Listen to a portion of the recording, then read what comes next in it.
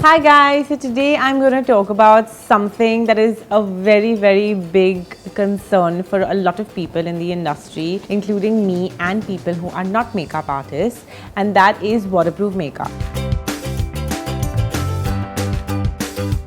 So me as a makeup artist, it's very important for me to be using most of my products that are waterproof, especially when I'm doing a bride, because well, everyone's crying and there's like a lot of emotion. You don't know who starts crying when. So I not just only do waterproof makeup for the bride, but also people just attending the wedding. And I just feel like it's a much safer option to be doing waterproof makeup for anyone in general. It's one of the major concerns for people and girls, for young girls actually, also college going girls or women in corporate industries and everything, for want to know how waterproof makeup is done or used, or what are the particular products that they should invest in. So I'm just going to talk about a few products that I really like and that are very important. So the main thing about waterproofing your makeup is that anytime you start doing your makeup, it's very important for you to use a setting spray or like a primer. Definitely I have a setting spray and a primer that I use, because these are the two things. Usually setting spray is put at the end of the entire look and primer before you start the look. So these two things at the beginning and the end are something that is going to carry forward your makeup for hours and make it last longer. So that's your first step into waterproofing your makeup. I usually also apply a little bit of prep and prime, and then like a thicker primer on top, and then start my makeup, and then eventually put a setting spray. So any kind of makeup products that you use, waterproof or not, I'd advise you to start with a primer and end with a setting spray. That is the most important thing, so remember that.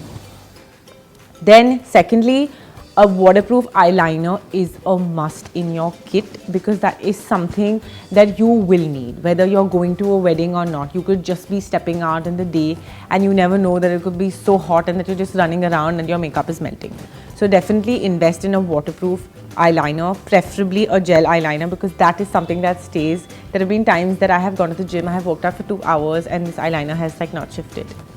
Then a good compact powder, because sometimes, mostly actually in Bombay especially, we tend to sweat a lot. So it's very important to have a compact powder with you throughout. So after you've done any kind of look, you kind of pat the face with a compact or like a setting powder or loose powder.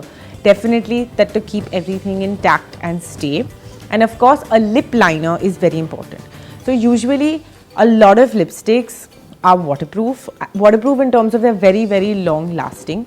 But then there are a lot of lipsticks that have great lasting power but are not waterproof or don't stay.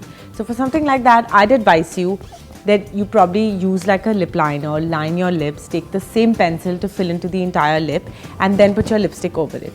This acts like a base for your lipstick, because at the end of the day, it's something holding the lipstick and kind of increases the power to stay. So you can even make non-waterproof makeup waterproof makeup by just following a few easy steps like priming, prepping, using setting spray and finishing up your entire look. So guys, I really hope that this video was helpful and informative enough. Do leave your comments below and let me know what else that you'd like to see. This is Naima signing off on Foxy. Do follow their Instagram, which is Foxy Makeup Tips and Tutorials. Also follow me on Instagram by Makeup and Hair Maliha. I'll see you soon. Maliha loves.